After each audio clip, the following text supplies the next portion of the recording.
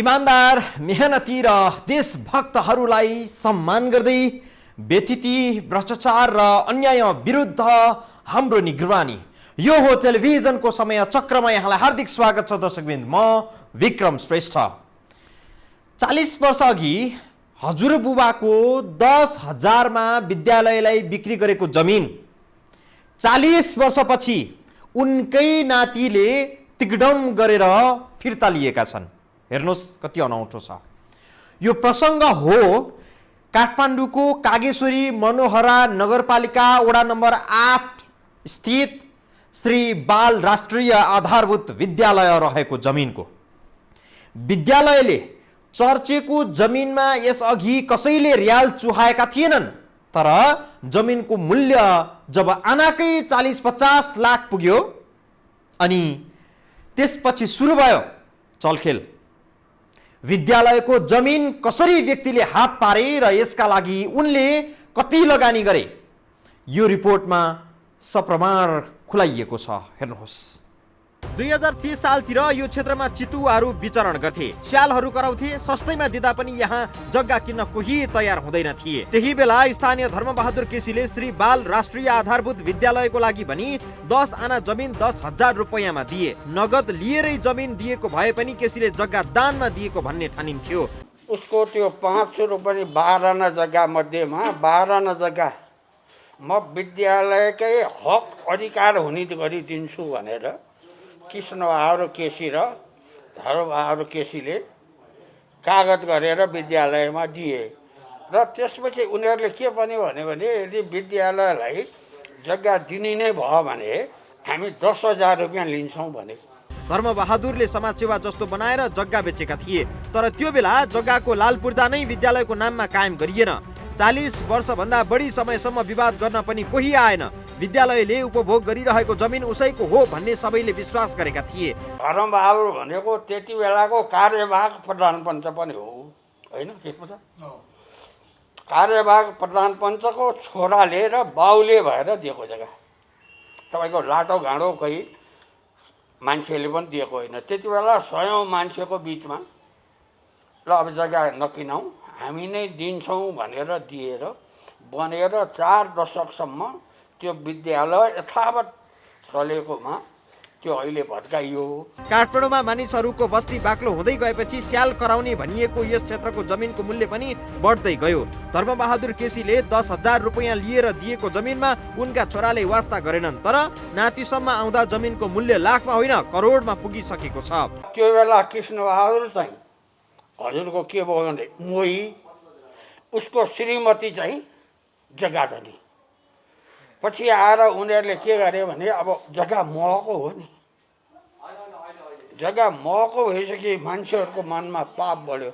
10,000 मा हजुरबाले छाडेको जमिनको मूल्य नातिको पालामा आइपुग्दा आनाकै 40-50 लाख पुग्यो। अर्थात् 10 आना जमिनको मूल्य 4 देखि 5 करोड पुग्यो। 50 लाख आनाको दरले चाहिँ मेरै घर अगाडि जग्गा हालै बिकेको छ। अहिले 1 महिना पनि भएको छैन त्यो पास गरेको भने यो बाटोभन्दा त्यो बाटो अलिकति सानो भएको त्यसको मैले 40 को दरले मात्रै मैले मूल्याङ्कन राखेँ हो भने 40 को दरले पनि 4 करोडको सम्पत्ति भयो। 4 करोडको सम्पत्ति स्कुलको नाउँमा आइसक्यो। 1 करोड 10 लाखमा सोही व्यक्तिलाई फिर्ता गर्नुको कारण के हो यो जानकारी भएन। प्रष्ट कुरो यो जानकारी हुन पर्यो भन्नलाई नै हामीले हजुरहरूलाई चाहिँ नि बोलाएको। यही बेला धर्मबहादुरका नाति कृष्णबहादुरका छोरा केशव केसी श्री बाल राष्ट्रिय आधारभूत विद्यालयको व्यवस्थापन समितिको अध्यक्ष बने। स्थानीय प्रभावकै कारण उनले आफ्नो श्रीमतीलाई पनि विद्यालयमा शिक्षकको जागिर खुवाएको बताइन्छ। हजुरबाले 10,000 लिएर छाडेको 10 आना जमिनको रजिस्ट्रेसन पास नभएको देखेपछि नातिले जमिन आफ्नो पैतृक सम्पत्ति भएको दाबी प्रस्तुत गरे। यसपछि एक राम्रो योजना तयार बनाइयो। योजना मुताबिक विद्यालय सार्नका लागि अवरोध हुने ठाउँहरूमा सेटिङ मिलाउने, नमान्नेलाई पैसा नै दिने सम्मको तयारी गरियो।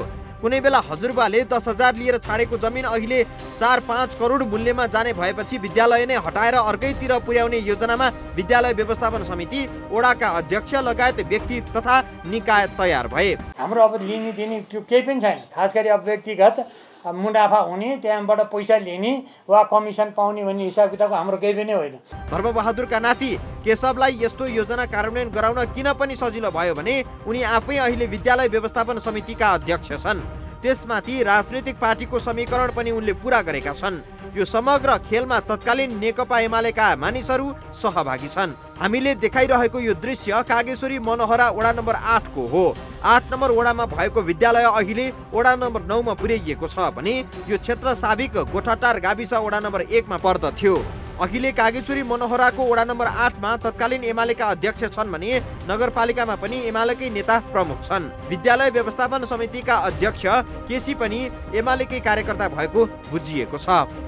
यो समग्र चलखेलमा नेकपा र त्यसमा पनि तत्कालीन एमालेका मानिसहरू जोडिएका छन्। दर्शकवृन्द, विद्यालय रातारात सारेर अर्को वडामा पुगेको खबर स्थानीय अभिभावक विद्यार्थी समेत कसैले पत्ता पाएनन्। एउटा वडाबाट अर्को वडामा विद्यालय सार्न विद्यालय व्यवस्थापन समितिका अध्यक्षले निकै ठुलो भूमिका खेले। विद्यालयले चर्चेको 10 आना जमिन आफ्नो बनाउन पाइने भएपछि समितिका अध्यक्ष तथा धर्मबहादुरका नाति केशव केसीले 1,10,00,000 रुपैयाँ लगानी पनि गरे। थप प्रसङ्गसहित आउँछौँ दर्शकवृन्द हामी यो विषयमा यो ब्रेकपछि।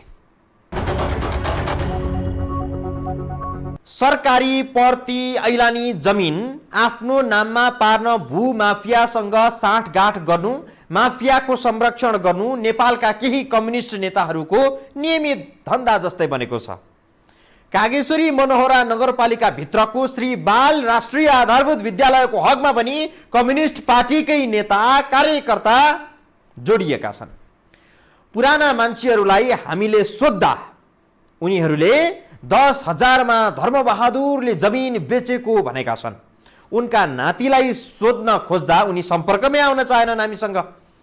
हाम्रो एक मामुली प्रश्न थियो, जमिन तपाईँकै हो भने किन 1,10,00,000 खर्च गरेर विद्यालय स्थानान्तरण गराउनु भयो? होइन भने विद्यालयको जमिन अब कसको हुन्छ? यो हेरौँ।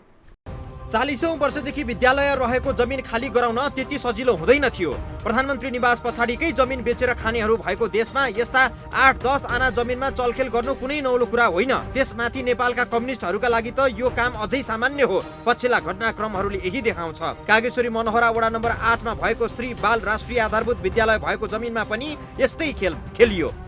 विद्यालय रहेको जमिनमा आफ्नो हक स्थापित गर्न पहिले विद्यालय नै हटाउनु पर्ने थियो। यसका लागि विद्यालय व्यवस्थापन समितिका अध्यक्षलाई राजी गराउनु पर्ने थियो। त्यो काम केशव केसीका लागि केही गाह्रो भएन किनभने उनी आफै अध्यक्ष हुन्। त्यसपछि वडा नम्बर 8 का अध्यक्ष कृष्ण प्रसाद चापागाई, वडा नम्बर 9 का अध्यक्ष कुन्दन खड्कालाई नेपाल कम्युनिस्ट पार्टीको नाता लगाएर सहमतिमा ल्याइयो। सार्नु नै थियो त, उहाँले टोल भेला गरेर सार्नु पर्दैन, यहाँको स्थानीयलाई थाहा दिनु पर्दैन, त्यहाँका स्थानीयलाई थाहा दिनु पर्दैन। आज उहाँको सरकार छ, वडा छ उहाँको, मेयर उहाँको, 8 को वडा छ उहाँको, 9 को वडा छ उहाँको, एमालेको, मेयर एमालेको भन्दैमा उनीहरू नीतिगत निर्णय गरेर जे पनि गर्न पाउँछन् यो समाजमा। त्यहाँको प्राध्यापकलाई पनि त्यहाँबाट सार्ने अनि मलाई पनि मेरो पनि म्याद पुगिसकेको थियो, हामीलाई नै थाहा नै नदिने गरेर उनीहरूले सञ्चालक समिति बनायो। त्यो बेलामा भेलामा कसैलाई बोलाउँदा नि बोलाइएन अनि कसरी बनाइयो को बन्यो त्यो पनि हामीलाई थाहा छैन। स्कुल सार्ने कुरामा पनि स्थानीय मानिसहरूलाई चाहिँ थाहा हुनुपर्ने, जानकारी हुनुपर्ने, त्यो पनि भएन। विद्यालय हटाएर जमिन खाली गर्ने अनि खाली जमिन मेरा हजुरबुबाको हो भन्ने प्रमाण पेश गरेर राख्ने वा किताकाट गरी बेच्न सजिलो बनाउने योजना बनाइएको देखिन्छ। बेमानो गर्दैन अनि उनीहरूका आफ्नो पनि 6 दाजुभाइ मध्येमा 5 दाजुभाइले नै हाम्रो बाउको कीर्ति राख्नुपर्छ, दान दिएको चिज हो, बरु हामी पनि 1.5 आना जग्गा दान दिन्छौँ, यहीँ राख्नुपर्छ, अन्त लानु हुँदैन। अरू स्कुल चाहिँ बनाउने प्रक्रियामा जो दानदाता हो उसैको परिवारले गर्नुपर्छ भन्ने कुरा पनि भएको थियो। तर अकस्मात कसरी त्यो स्कुल सरो, किन सरो, कसरी सरो त्यो कुरो हामीलाई केही पनि जानकारी छैन। सोही बमोजिम जमिन खाली गराउन लगानी पनि केशव केसीले नै गरे। उनले 1,10,00,000 रुपैयाँ लगानी गरेर 10 आना जमिन खाली गराउने योजना बनाए। यो योजनामा सबैतिर सेटिङ मिलाउन सक्दा उनी सफल पनि भए। विद्यालयका प्रधानाध्यापक भवानी चापागाईले पनि विरोध जनाएनन्। अध्यक्ष नै केसी भएको बेला विद्यालय व्यवस्थापन समितिले पनि खासै विरोध गरेको सुनिएन। यही त चलखेल। उहाँको हजुरबाले जग्गा दान दिनुभएको छ, उहाँ विद्यालय व्यवस्थापन समितिमा हुनुहुन्छ अनि विद्यालय व्यवस्थापन समितिले निर्णय गरेर उहाँका त्यहाँ दान दिया जग्गा नि उहाँ मुटु हुन्छ भने उहाँले त्यहाँबाट नि त्यहाँ एउटा पार्क, एउटा मन्दिर केही बनाइदिनुहोस् त। दान दिएको जग्गामा अनि अहिले कम्पाउन्ड घेरेर आफू गाडी पार्किङ गरेर बस्ने अनि अझ समाजमा ठुलो ठालो, हामी सबै कुरामा ठुलो ठालो, हामी नै सामाजिक व्यक्ति भनेर उहाँ सामाजिक व्यक्ति भनेर अगाडि बढ्ने। 1 करोडमा चाहिँ जुन अब त्यो केसी परिवारले चाहिँ त्यो विद्यालय सारे बापत चाहिँ दिने शर्तमा गरियो।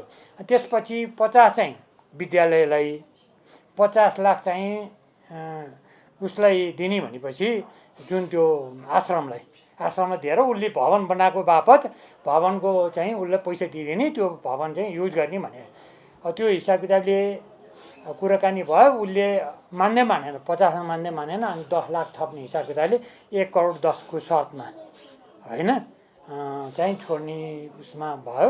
विद्यालय हटाएर जमिन हात पार्न त सजिलो थियो, तर विद्यालयलाई अर्को ठाउँमा सार्न सजिलो थिएन। यसका लागि जमिन कहाँ खोज्ने, विद्यालय कहाँ सार्ने भन्ने विषय पेचिलो बन्यो। कमसेकम 8 नम्बरमा जग्गा थिएन होला, बढ्ती जग्गा थिएन होला, तर 8 नम्बरको जग्गा 9 नम्बरमा सोलिड कसरी आयो? एउटा माइन्डिङ गराएर दिए भए हामीलाई पनि स्कुलको चाहना थियो नि, हुन्थ्यो नि। तर स्कुल आएको अवस्था यस्तो ठाउँमा स्कुल आएर धरातलमा उभिरहेछ भने हाम्रो चाहिँ नि त्यो अवस्थामा आयो। पैसा कतिमा आयो? जग्गावालाले उसलाई त सफ्टवेयर बनाउन चाहेको थियो, उसले सफ्टवेयर बनायो। अब यहाँ सजिलो बनाउने मान्छेले बनाउन सहयोग गरिदिएपछि सहयोग पायो उसलाई त म केही पनि भन्दिनँ। जो त्यस्तो अवस्थामा उसले जग्गा यहाँ लियो, यहाँकै कार्यकर्ताको कारण हो। यसका लागि सबैभन्दा पहिले उनीहरूले विद्यालय सार्नका लागि विद्यालय पक्षको मुखमा बुझो लगाउन 50 लाख रुपैयाँ छुट्याए। त्यो 50 लाख रुपैयाँ विद्यालयको नाममा अक्षय कोष बनाएर राखियो। यसपछि विद्यालय सार्न नयाँ स्थानको खोजी हुन थाल्यो। कागेश्वरी मनोहरा वडा नम्बर 9 मा 8 आना प्रति जमिनमा भागवत सेवा सङ्घले बाल आश्रम सञ्चालन गर्दै आएको थियो। धार्मिक क्रियाकलापका लागि प्रति जमिनमा बाल आश्रम सञ्चालन गर्न पहिले स्थानीयले नै सङ्घलाई अनुमति र सहयोग गरेका थिए। तर ओडा र नगरमा तत्कालीन एमालेका नेता कार्यकर्ता विजय भएर आएपछि प्रति जमिनमा उनीहरूको आँखा बल्न थाल्यो। भिडन्तमा नआउने शान्ति प्रेमी आश्रम सञ्चालकहरूलाई धपाउने र त्यही विद्यालय सार्ने योजना बनाइयो। अनि आश्रम सञ्चालकहरूलाई जमिन लिजमा लिनु नत्र छाडेर जानु भन्न थालियो। धर्म कर्ममा लागेका मानिसहरूले लिजमा लिने व्यापारिक प्रस्ताव मानेनन्। उनीहरूले 4 आना मात्रै भए पनि जमिन दिनु भने त्यो पनि दिएनन्। त्यसपछि प्रति जमिनमा आश्रम सञ्चालनका लागि लागेको खर्च दिनु भने। कुनै पनि व्यक्ति विशेषको नाम किटानी गरेर नभनौँ, तर समाजलाई हित हुने कुरा हुन्छ भने हामी सबै अगाडि बोल्छौँ। तर आज यो स्थितिमा विद्यालय स्तरोन्नति गर्ने, विद्यालयलाई राम्रो बनाउने भन्ने हामी सबै जनताको चाहना हो। शिक्षा नै अहम मेरुदण्ड हो देश विकासको लागि, हामी त्यसमा सधैँ तत्पर छौँ।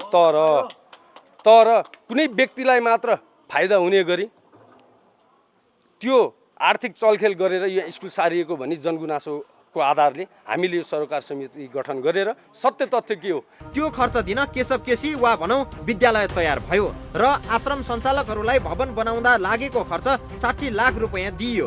त्यो पैसा लिएर सञ्चालकहरू अर्को आश्रम बनाउनतिर लागे। यता केसी समूहको इच्छा पनि पुरा भयो। त्यो विद्यालयको स्पष्ट दान पत्र त थियो नि, जग्गा विद्यालयको नाममा दर्ता श्रेष्ठता कायम नभए पनि नि विद्यालयकोलाई दान दिएको जग्गा त विद्यालयको भन्ने त थियो नि समाजमा। अब विद्यालयको जग्गा कहाँ छ? अब त्यो विद्यालयले दान दिएको जग्गा यो समाजले देखाइदियोस्, व्यवस्थापनले समितिले देखाइदियोस्, ओडाले देखाइदियोस्, नगरपालिकाले देखाइदियोस्। 1 करोड पहिला कुरो भएको हो। जो त्यो आश्रमले चाहिँ मान्दै मानेन, उसलाई त खुसी बनाएर पठाउनु पर्ने थियो होइन। अनिखेरि 10 लाख थप्ने हिसाब किताबले चाहिँ त्यसरी काम गरेको हो। अहिले विद्यालय यही प्रति जमिनमा सारिएको छ। पहिलेका आश्रम सञ्चालकहरूलाई पैसा दिएर बिदा दिइएको छ। 4-5 करोडको जमिनबाट हटाएर विद्यालय अहिले प्रतिको जमिनमा सार्दा केशव केसी रातारात करोडौँका मालिक बनेका छन्। तर विद्यालय सारिएको खबर केही सीमित बाहेक स्थानीय अभिभावक विद्यार्थी कसैलाई थाहा छैन। सबै कुरा समाज बसेर गर्ने कुरा थियो नि त। यहाँ त गुपचुप भएर समाजलाई थाहा नै नदिकन यत्रो कुरा हुँदै गर्दाखेरि हामीले के सोच्ने? यसमा केही न केही त छ। त्यही के छ कुरा व्यवस्थापन समितिले नै हामीलाई दिनुपर्छ, नगरपालिकाले पनि दिनुपर्छ हामीलाई, ओडावासीले पनि सबै यो कुराको सूचनाको हकको कुरा ओडावासीहरूलाई दिन्छ, उहाँहरूले सूचना पाउनु। अब यहाँभित्र चाहिँ सत्य तथ्य के भए कसो भए, कानुनी प्रोसेसका कुराहरू, कागजका प्रोसेसका कुराहरू, 8 नम्बर वडाको विद्यालय सार्नलाई चाहिँ वडा प्रतिनिधि, उहाँको वडा प्रतिनिधिले के भनेर सार्नुभयो, यहाँ 9 नम्बरमा चाहिँ उहाँहरूले कुन कागजी प्रक्रियाले चाहिँ वेलकम गर्नुभयो र एउटा विद्यालय स्थानान्तरण गर्ने विषय एउटा व्यक्तिको विषय नभइकन सामाजिक सरकारको विषय थियो। त्यो विषय चाहिँ तपाईँको चाहिँ समूह र समाजमा कहीँ कतै पनि कसैलाई जानकारी गराइएको छैन। ठुला पार्टीका ठुला नेताहरू नै सरकारी जमिन अपचलनमा संलग्न हुने देशमा यस्ता घटनाहरू चानचुनमा गणना हुन सक्लान्। तर यो घटनाक्रममा बदनियत स्पष्ट देखिने स्थानीयको भनाइ छ। जग्गाको मूल्य बढेपछि स्कुल नै सारिदिने अनि खाली जमिन बेची खाने। वाह! कुनै दिन रानी पोखरी अगाडिको दरबार हाई स्कुल पनि कुनै पाखामा सारेर जमिन बेची खाने कसैले प्रयास गर्यो भने अनौठो नमान्नु होला। किनभने यो देशमा त प्रधानमन्त्री निवाससँगै जोडिएको 100 रोपनी भन्दा बढी जमिन समेत भूमाफियाहरूले नेतासँगको मिलेमतोमा बेचेर खाएकै हुन् नि, होइन र? थप प्रसङ्ग सहित आउँछौँ ब्रेकपछि। सैद्धान्तिक रूपमा कम्युनिस्टहरूको आचरण आदर्श र नेपालका कम्युनिस्टहरूको आचरण आपसमा मेल खाँदैन। पत्नीको नाममा जमिन हुँदा हुँदै म सुकुम्बासी हुँ भनेर छोराको नाममा बुटवलको दीपनगरमा नेकपाका महासचिव विष्णु पौडेलले जमिन हत्याएका थिए।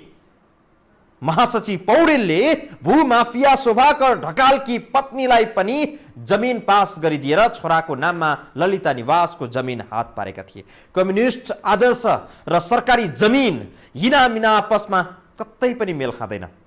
यसैको सिको अहिले गाउँ गाउँका कम्युनिस्टहरूले पनि गरिरहेका छन्।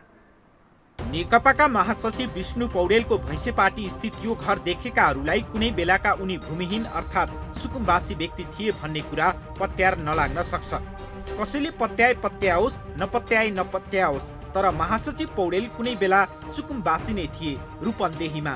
उनी सुकुम्बासी भएकै कारण सुकुम्बासी समस्या समाधान आयोगबाट जग्गा धनी प्रमाण श्रेष्ठता नै लिएका थिए। सुकुम्बासी भएरै सुकुम्बासीको नाममा जग्गा लिनु कुनै अपराध होइन। महासचिव पौडेलले त पत्नी दुमायाका नाममा नवलपरासीको रामापुर वा भुटामा जग्गा हुँदाहुँदै बुटवलको दीपनगरमा छोराको नाममा जग्गा लिएका थिए। अर्थात् उनी नक्कली सुकुम्बासी बनेर सरकारी जग्गा हत्याउने नेता थिए। ललिता निवासको जमिन छोरा नवीनको नाममा हात पार्न भूमाफिया सुभाकर ढकालकी पत्नीलाई नवलपरासीको जमिन नामसारी गरिदिएका थिए। ललिता निवासको जमिनमा पौडेल र उनका छोरा मुचिने भएपछि नेकपाको निर्देशन मान्ने अख्तियारका आयुक्तहरूलाई प्रयोग गरेर पौडेल बाबु छोरालाई जोगाइयो। अर्थात् सरकारी जमिनमा चलखेल गर्ने मामिलामा कागेश्वरी मनोहराका केशव केसी मात्रै होइन, नेकपाका ठुला नेताहरू समेत कम छैनन् भन्ने यो प्रसङ्गबाट स्पष्ट हुन्छ। त्यस्तो जग्गाको यिनीहरूले अहिले बाहिर आएको हल्ला कति साँचो 1 करोड जति रुपियाँमा उनीहरूले पैसा लिएर त्यो स्थानान्तरण गरेको र यहाँको विद्यालय भत्काएको भन्ने कुरा आइरहेको छ। त्यसो भएको हुनाले अहिले हिजो जनताले जुन उद्देश्यबाट बनाएको हो नि, त्यो उद्देश्य अनुसारको जनसंविधानबाट बनेको जनताको सम्पत्ति अहिले वर्तमान स्थानीय सरकार, हिजो म पनि कार्यकर्ता हो, तर त्यति बेला हामी चाहिँ कार्यकर्ता, यो पनि कार्यकर्ता हो, हाम्रो कृष्णप्रसाद दाहाल पनि हो, होइन? अहिलेको त सरकार भनिसकेपछि अहिले सरकारले के गर्यो भने नि, तपाईँको कर्म गरेन कुकर्म गर्यो। पार्टी सत्तामा भएको बेला विष्णु पौडेलले अख्तियारबाट समेत उन्मुक्ति पाए। अख्तियारका आयुक्तहरू नै घुसका लागि बार्गेनिङ गर्न थालेपछिको अवस्थामा यो संस्थाप्रति अहिले मानिसहरूको विश्वास घटिसकेको छ। त्यसमाथि हालसालै पदावधि पूरा भएर घर गएका नवीन घिमिरेले त ठुला भ्रष्टाचारका फाइल नै तामेलीमा राखेका थिए।